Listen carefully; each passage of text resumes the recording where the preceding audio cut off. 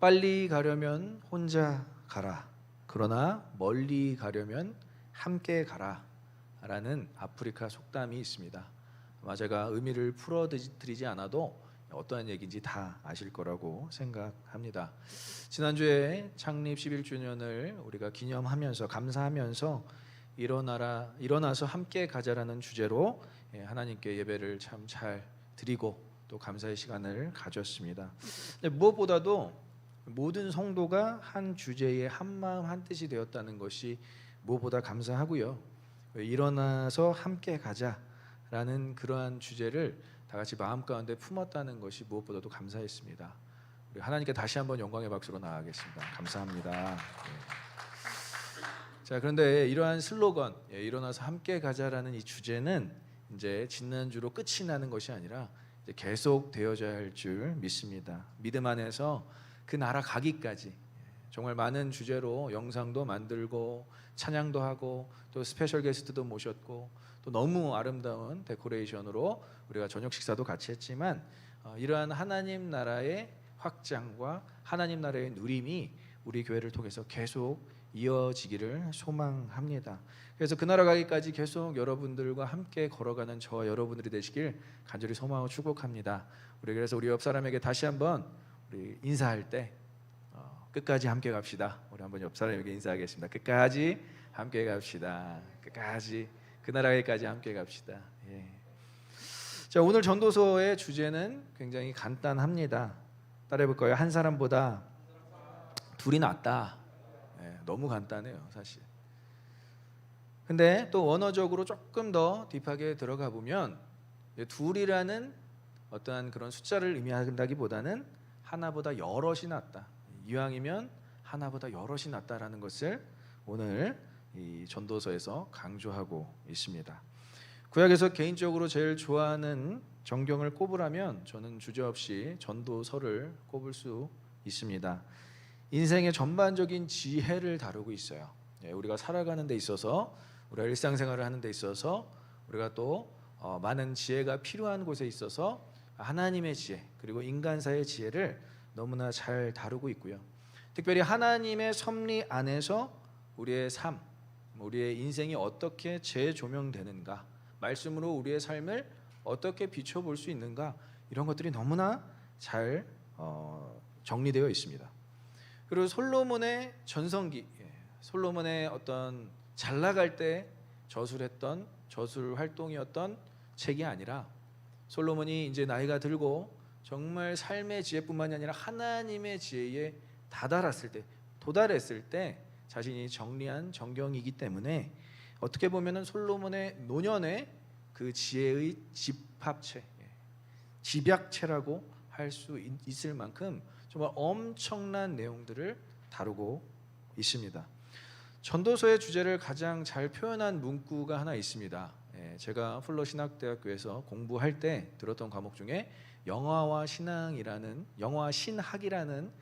과목이 개설되었는데 그때 그 영화 신학을 가르쳤던 교수님 이름이 존 스토트 목사님이세요. 그 목사님의 책 이름이 바로 이 전도서를 주제로 쓴 책의 이름이 허무한 아름다움이라는 책입니다.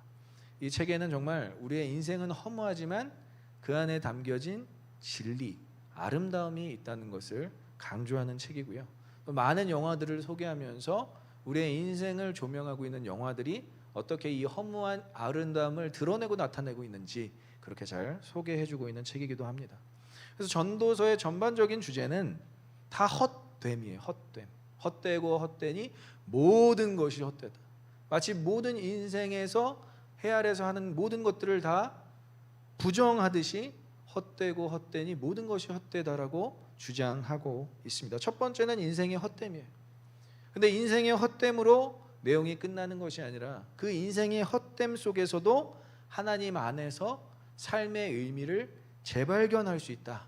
그것이 바로 우리의 아름다움이 될 수, 인생의 아름다움이 될 수 있다는 것을 주장하고 있어요. 두 번째 강조하는 것은 수고의 헛됨이에요. 노동, 일, 여러분들이 열심히 일하고 수고하는 모든 것이 다 헛되다라고 주장하지만 그 수고 안에서도 하나님께서 마련하신 아름다움의 장치가 있다는 거예요. 조금 구체적으로 들어가면 소소한 행복이라고 할 수 있어요. 정말 수고하고 일한 모든 것을 함께 누릴 수 있는 가족이 있다는 것. 아까 우리 정말 찬양 인도하는 우리 선한 형제가 선곡을 너무나 잘했어요. 좀 오래된 찬양인데 기대라는 찬양. 저 이 찬양이 우리 교회에서 울려 퍼지게 될 줄 몰랐어요. 한 30년 된 찬양인 것 같은데 정말 이 선곡의 레인지가 정말 굉장히 다 아우르는 우리 선한 형제가 참 찬양 인도를 할 때는 제 마음 가운데 참 큰 감동이 있습니다. 기대라는 찬양 맞아요. 주 안에 우린 하나, 한 가족. 수고와 헌신을 함께 누릴 수 있는 공동체가 있다는 것을 발견할 수 있다는 거예요. 그래서 솔로몬은 더 나아가서 지혜의 헛됨을 얘기하고 있습니다. 이것은 사실은 우리가 솔로몬 하면 딱 지혜, 코헬렛이라고 하는데 솔로몬 하면 그 당시에 최고의 지혜자라고 여길 만큼 아주 지혜가 훌륭한, 지혜가 밑바탕이 된 삶을 살았는데도 불구하고 지혜의 헛됨을 이야기하면서 진정한 진리, 진정한 지혜는 하나님의 말씀이다 라는 걸 또 주장하는 우리 솔로몬을 볼 수 있습니다. 그래서 결론적으로는 전도서는 이렇게 주장하고 있어요. 우리 전도서 12장 1절 첫 부분을 한번 같이 읽어보겠습니다. 시작. 너는 청년의 때에 너의 창조주를 기억하라. 믿으십니까? 하나님께서 우리를 부르셨어요. 그 이유는 무엇이냐면 하나님을 알게 하시기 위해서. 주로 청년의 때는 공고하고 아무 낙이 없다라고 이야기할 수 있는 때예요. 정말 어떻게 보면 인생의 험함을 가장 느낄 수 있는 그때에 하나님께서는 여러분들을 만나 주셔서 창조주를 기억하게 하셨습니다. 그것이 가장 큰 지혜라고, 그것이 가장 큰 행복이고, 그것이 가장 큰 은혜라고 코헬렛, 솔로몬 지혜자는 외치고 있는 것입니다. 인생의 헛됨 또는 허무함이라는 주제로 비판적인 내용들을 열거하면서 시작되는 모든 문구들 뒤에는 인생의 참된 의미, 창조주 하나님을 기억하라는 참된 의미가 전달되고 있는 것이죠.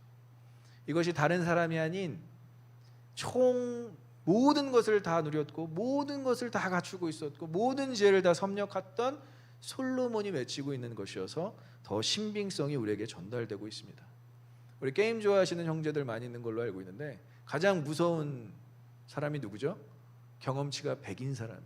흔히들 만렙이라고 하죠. 만렙. 더 이상 레벨에 도달할 수 없는 사람을 가장 무서운 사람이라고 하는데 오늘 전도서의 저자 솔로몬이 바로 이 만렙을 찍은 사람이에요. 인생에 있어서 더 이상 뭐가 필요한 것이 없는 사람이었어요. 그런데 가장 많은 허무함을 느꼈고요, 가장 많은 인생의 헛됨을 느꼈습니다. 하물며 우리 같은 보통 인생, 물론 훌륭한 분들도 계시지만 우리 같은 보통 인생, 솔로몬보다는 못하잖아요. 우리 같은 보통 인생이 느끼는 부분에 있어서는 솔로몬보다 훨씬 더 많은 헛됨과 허무함을 느낄 수 있지만 솔로몬은 이야기합니다. 그것이 다가 아니라는 거예요.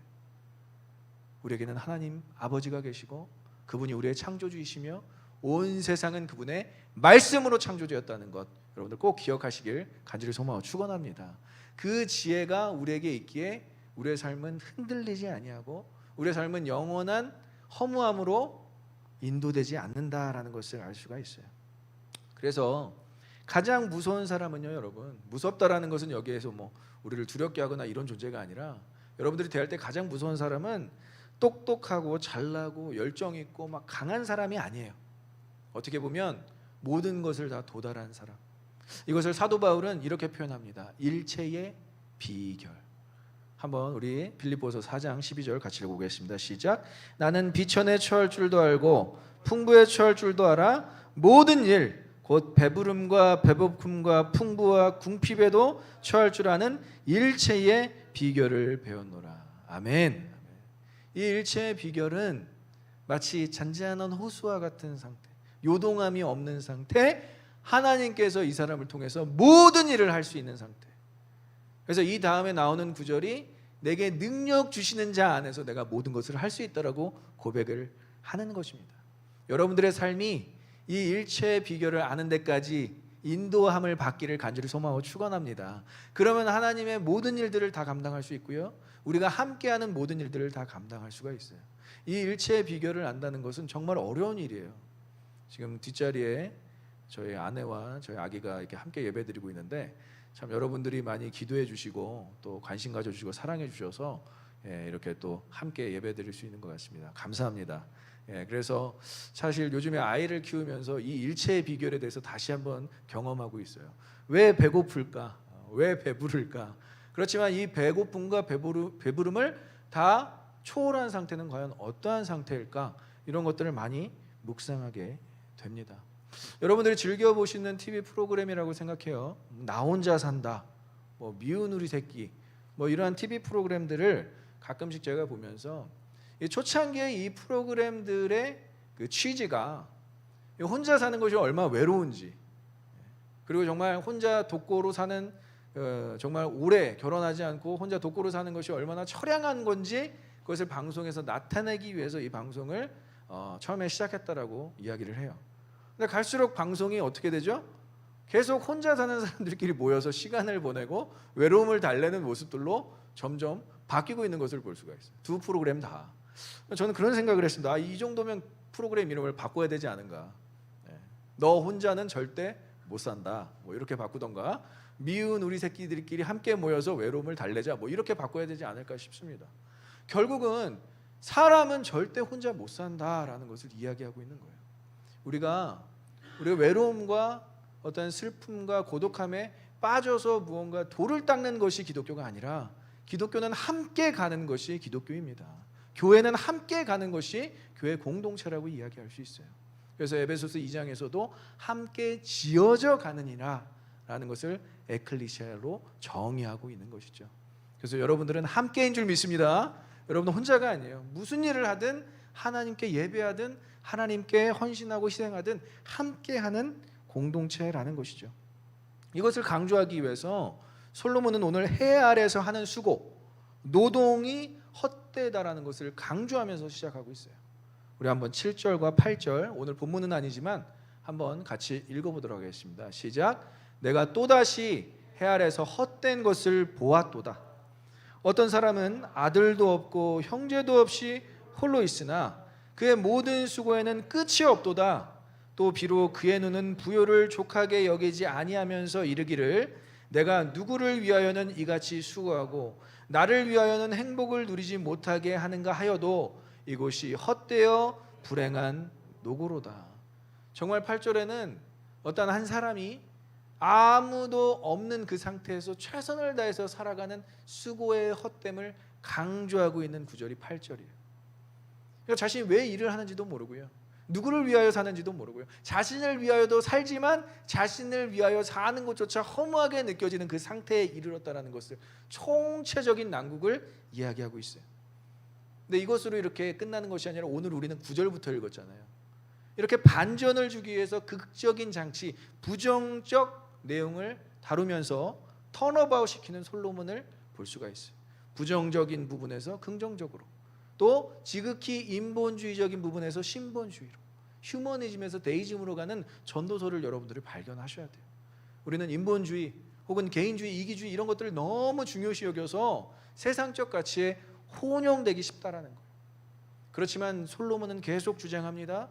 우리는 그렇게 헛된 것을 누리며 사는 사람, 헛된 것을 경험하며 사는 사람들이 아니라 최종적으로는 하나님 나라와 하나님의 뜻을 위해서 사는 사람들이다 라는 것을 계속 이야기하고 있어요.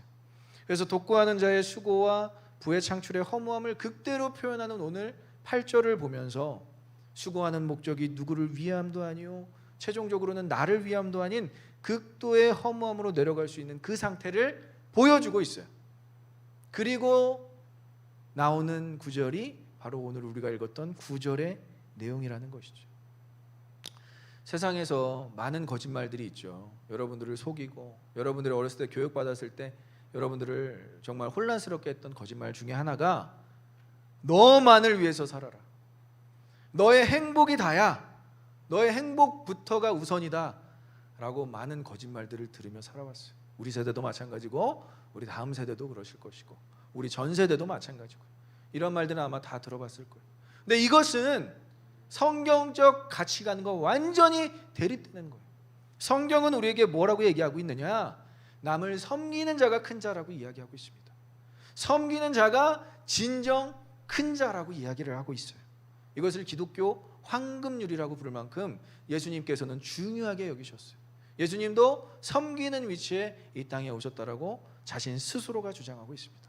우리 마태복음 7장 12절 기독교 황금률을 한번 큰 소리로 같이 읽어보겠습니다. 시작. 그러므로 무엇이든지 남에게 대접을 받고자 하는 대로 너희도 남을 대접하라. 이것이 율법이요 선지자니라. 믿으십니까? 우리가 대접을 받고자 하는 대로 누구나 다 개인의 욕심은 있어요. 개인의 주장은 있어요. 하지만 우리가 그것을 드러내고 싶고 그것을 표현하고 싶은 그대로 남을 섬기라는 거예요. 내가 원하는 만큼 남을 섬길 때 하나님께서 그 사람을 통해서 하나님의 나라를 이룰 뿐만이 아니라 복음을 확장할 뿐만이 아니라 그 안에 평안과 행복을 심어주실 수 있다는 것을 이야기하는 구절이 바로 이 구절이에요. 개인주의와 이기주의가 팽배해지는 요즘 세상에 청년들이 허무함을 더욱더 극도로 느끼게 되는 것 아십니까? 청소년들과 청년들이 오히려 개인주의로 가면 갈수록 이기주의로 가면 갈수록 인생의 허무함을 더 많이 느낀다는 거예요. 젊은 사람들이. 그래서 그 만족, 자신을 위한 만족을 얻어내기 위해서 극단적인 선택, 자극적인 선택을 하는 것이 요즘의 시대상입니다.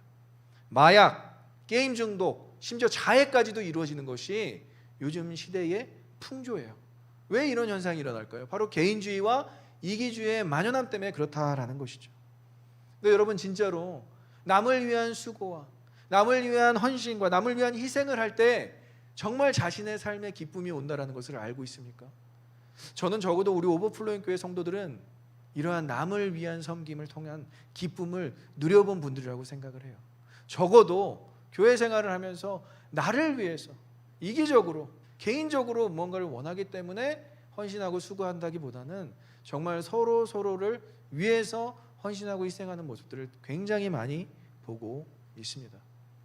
우리 11주년도 그랬던 것 같아요. 정말 모든 사람들이 각자 역할을 최선을 다해줬기 때문에 11주년 행사뿐만이 아니라 지금 우리가 우리 교회에서 예배드리는 이 모든 것들도 다 개개인의 헌신과 희생이 다 녹아져 있다라는 것이죠. 우리 하나님께도 영광의 박수를 돌렸지만 우리 각자에게도 정말 수고하고 헌신하고 감사하다고 우리 각자에게 우리 격려와 위로의 박수로 나아가겠습니다. 감사합니다. 수고하셨습니다. 그래서 이렇게 함께하는 수고에 있어서 하나님께서 기뻐하시고 협력하는 것에 있어서 하나님의 일을 이루신다라는 것을 우리는 철저하게 알아야 된다라는 거예요. 오늘 전도서는 그 이야기를 하고 있어요. 혼자 사는 인생이 아니라는 거예요. 더 이상 혼자 가는 삶이 아니라는 것이죠. 그럼 어떠한 것을 이루고 어떠한 것을 얻을 수 있는지 우리 한번 두 가지로 한번 알아보겠습니다. 따라해보겠습니다. 첫째, 함께 수고하고 협력하여 이루는 선을 이룰 수 있다라는 거예요. 우리 구절을 한번 같이 읽어보겠습니다. 시작. 두 사람이 한 사람보다 나음은 그들이 수고함으로 좋은 상을 얻을 것임이라. 믿으십니까? 사랑과 헌신과 희생의 대상 없이 부의 축적을 목적만으로 산 8절의 그 사람, 누군지는 몰라요. 이름은 안 나와 있어요. 근데 그 사람의 허무함을 강조하기 위해서 9절에서는 더욱더 대조적으로 이 문구를 쓰고 있어요. 한 사람보다 두 사람이 낫다. 무조건적으로 한 사람보다 두 사람이 낫다. 아까도 얘기했지만 함께 수고하고 협력의 이점을 강조하면서 이것은 둘만을 이야기하는 것이 아니라 다수를 의미하고 있어요. 근데 이것을 낫다라고 이야기할 수 있지만 또 따라오는 단어가 바로 토브, 좋다라는 단어로 우리가 알 수 있습니다. 이 좋다라는 단어 제가 자주 언급을 드리지만 창세기에서 처음 등장한 단어예요. 토브. 하나님께서 세상을 창조하시고 보시기에 좋았더라 라는 표현이 바로 토브, 좋았더라는 거예요. 그러니까 함께 수고하고 협력할 때 누가 어떠한 선이 나타난 거예요? 하나님의 선이 나타나게 되는 것입니다. 그래서 하나님의 궁극적인 선을 의미하는 것이 좋다라는 것이고요, 하나님의 창조의 때에 의도한 모습 그대로가 좋음을 의미하고 있어요. 우리의 인간의 감정으로, 인간의 생각으로 아 좋다 이것이 아니라 하나님 보시기에 좋았더라가 진짜 선인 것입니다. 그래서 하나님께서 아담이 혼자 독초하는 것을 볼 때 좋지 않으셨어요. 보시기에 좋지 않으셔서 하와를 만드셔서 아담과 하와가 함께 동거하게 하셨다라는 거예요. 왜? 하나님께서도 우리로 존재하셨기 때문에 그렇습니다. 우리 교회 커플들이 이렇게 젊은 커플들이 이렇게 막 태어나 생기고 있어요. 너무 감사한 일 아닙니까? 그것이 누가 제정하셨다고요? 하나님께서 여러분들을 만나게 하신 줄 믿습니다. 그래서 하나님께서 짝지어 주신 것을 사람이 나눌 수 없다라고 이야기하고 있어요. 우리 부부들 잘 들으셔야 돼요. 하나님께서 여러분들을 만나게 하셨습니다. 믿으십니까? 하나님께서 여러분들을 만나게 하시고 가정을 이루셨어요. 그렇기 때문에 우리로 존재할 수 있다라는 것이죠. 독처하는 것이 좋지 않기 때문에 하나님께서는 조음, 하나님의 선에 도달하기 위해서 사람을 우리로 살게 하셨다라는 거예요. 여러분, 인간은 혼자 있으신 분들도 많지만 사람은 혼자 있을 때 가장 쉽게 죄에 노출됩니다. 이것은 성경이 증명하고 있어요. 아무리 훌륭한 믿음의 선조들도 혼자 있을 때 죄를 지었어요. 아브라함도 그랬고요, 아담도 물론 그랬고요, 모세 역시도 마찬가지로 혼자 있을 때 살인을 계획하게 됩니다. 더 나아가서 다윗은요, 혼자 왕궁에 거닐고 있을 때 밧세바를 범하게 되는 거예요. 그러니까 사람이 혼자 있을 때가 얼마나 좋지 않은지 성경에 이미 너무 낱낱이 나타내고 드러내고 있어요. 믿음의 선조들도, 우리보다 훨씬 위대하다고 생각하는 그 사람들도, 하나님을 직접 얼굴과 얼굴을 대면했다라는 그 사람들도 혼자 있을 때 죄를 지었다라는 것을 여러분 반드시 기억하십시오. 그러면 우리는 우리로 존재해야만 이 죄의 유혹을 뿌리칠 수 있다라는 것이죠. 코로나 이후에 여러분 격리되어 있는 것에 익숙해진 신종 세대, 정말 신세대라고 하죠. 이제는 우리가 감당할 수 없는 신종 세대가 출몰하고 있습니다. 부모님들의 통제에 이미 벗어났어요. 격리를 하고 방에 들어가 있으니까 미디어로 무엇을 보는지를 모르는 세대가 되어버린 거예요. 무엇을, 어떤 정보를 얻는지 모르는 세대가 되어버렸어요. 다 차단되어 있는 상태에서. 그래서 요즘에 만나는 그 청소년들을 자녀로 두고 있는 부모님들의 그 속사정을, 이야기를 들어보면 너무 힘들다고 그러는 거예요. 잃어버린 2년, 그 시간 동안 정말 자녀를 잃어버린 듯한 그런 느낌을 받으며 살아가고 있다는 거예요. 여러분, 사단이 원하는 것이 바로 이런 것입니다. 격리시키는 것, 독초하게 하는 것, 우리로 나아가지 못하게 하는 것. 그래서 이들을 자꾸 모이게 하고요, 협동심을 키워줘야 되고요, 만나서 깨지고 부딪히게 해주고요, 성장시켜주게 하는 것이 누구의 일이다? 바로 저와 여러분들의 일이 될 줄 믿습니다. 그것을 우리가 교회로서 지향해야 된다는 거예요. 자꾸 모이게 해야 된다, 모이게 힘쓰게 해야 된다는 거예요. 모이는 것 자체가 하나님의 선인 줄 믿습니다. 하나님의 선을 이루기 위해서 우리는 함께 모여 있다라는 것이죠. 자, 둘째, 우리 한번 따라해 볼까요? 함께 수고하고 협력하여 얻는 상, 상이 있다라는 거예요. 똑같습니다. 9절, 두 사람이 한 사람보다 나음은 그들이 수고함으로 좋은 상을 얻을 것입니다. 여러분, 상 좋아하십니까? 안 좋아하시나요? 저는 상을 좋아해요. 어렸을 때 상을 받고 싶었는데 그렇게 공부를 썩 잘하지 못해서 상을 받은 거라고는 개근상이었어요. 학교에 일찍 가는 게 너무 좋아서 제가 개근만큼은 최선을 다했더니 학교에서 제일 아주 훌륭한 상을 줬는데 바로 개근상이었습니다. 여러분들은 저보다 더 많은 상을 받았을 거라고 생각해요. 근데 지금 여기 오늘 본문에서, 전도서에서 얘기하는 건 함께 수고하여서 함께 받는 상을 의미해요. 개인이 받는 상 말고 함께 얻는 상. 그래서 사카르라는 원어는 보상, 품삿이라는 의미도 있지만 함께 얻어내는 success, 성공을 의미합니다. 그래서 함께 수고하여 협력하여 얻는 그 상이 바로 성공이라는 거예요. 성공. 다른 게 성공이 아니라 함께 수고하는 것, 함께 협력하는 것, 그 자체가 성공이라는 것을 이야기하고 있어요. 왜 그러냐면 문제와 어려움을 함께 수고하고 협력하여 해결해 나가는 그 과정 가운데서 얻게 되는 시너지가 있다는 거예요. 다이나믹이 있다는 거예요. 너무 재밌다. 너는 이거 잘해? 난 이거 잘하는데. 함께하는 일에 있어서 이미 그 성공을 경험하는 것, 그 자체가 상이라는 거예요. 그래서 이것이 선이 될 수도 있고 상이 될 수도 있고 두 가지를 다 포함하고 있는 것이 바로 로마서 8장 28절의 선포인 것입니다. 지난주에도 우리가 같이 선포했지만 다시 한번 읽어보겠습니다. 시작. 우리가 알거니와 하나님을 사랑하는 자 곧 그의 뜻대로 부르심을 입은 자들에게는 모든 것이 합력하여 선을 이루느니라. 믿으십니까? 하나님을 사랑하는 자, 그의 뜻대로 부르심을 입은 자 누구냐고요? 에클레시아, 교회. 모든 것이 합력하여, 이 모든 것에는 다 포함이 되어 있습니다. 여러분, 관계도 포함되어 있고요, 상황도 포함되어 있고요, 환경도 포함되어 있고요, 여러분들이 하고 있는 모든 일이 다 포함되어 있어요. 그러면 하나님을 사랑하고 그 부르심을 받은 교회 성도는 모든 것이 다 합력하여 하나님의 선에 도달한다, 하나님의 상을 얻을 수 있는 자들이 된다라는 것이죠. 근데 이 상은요, 여러분, 이 상이 토부, 좋은 상이 되려면 모든 사람에게 좋아야 되는 거예요.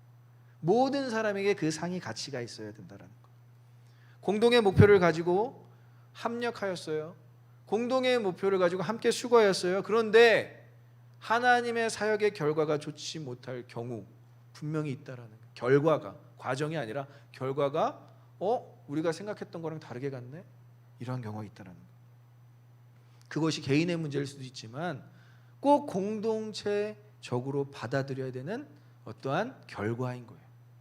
그것을 혼자 짊어지고 혼자 죄책감을 안고 가는 것이 아니라 이러한 문제가 있었구나, 이러한 결과가 도출됐구나, 함께 고민하며 의논하며 기도해야 되는 그런 시점이 있다라는 거예요. 그러면 좋은 상, 모두에게 함께 협력하고 수고한 모두에게 좋은 상이 되기 위해서는 뭐가 중요하다고요? 따라해볼까요? 결과보다 과정이 중요하다. 믿으십니까? 그 과정 가운데 하나님의 은혜를 경험했다면, 하나님의 일하심을 경험했다면 여러분들이 이미 성공하신 줄 믿습니다. 그 결과보다는 과정의 중요함을 오늘 상으로 표현하고 있는 거예요. 수고하고 협력하는 그 자체가, 그 과정이 이미 우리는 상을 받고 누리는 자들이 되었다라는 것을 강조하고 있는 것입니다. 그래서 모두에게 각자의 위치에서 최선을 다한 창립 11주년이 저는 너무나 감사해요. 각자의 역할을 최선을 다해. 근데 여러분, 꼭 항상 사단은 언제 틈타는지 아십니까? 행사 뒤에 큰 일을 치른 난 다음에 섭섭병이라고 하죠. 섭섭병, 번아웃, 이런 것들이 발생할 확률이 굉장히 높은 것이 바로 행사 뒤, 컨퍼런스 뒤, 수련회 다음 바로 사단이 틈탄다니까요. 근데 그 결과에 우리가 무너지지 않기 위해서 과정이 중요하다는 거예요. 함께 수고하였는가, 함께 협력하였는가. 만약에 그 두 가지를 이뤘다면 여러분들의 합력과 여러분들의 수고는 하나님 앞에서 이미 좋은 상으로 받아들여지고 이미 받고 누렸다라는 것을 기억하셔야 된다는 거예요.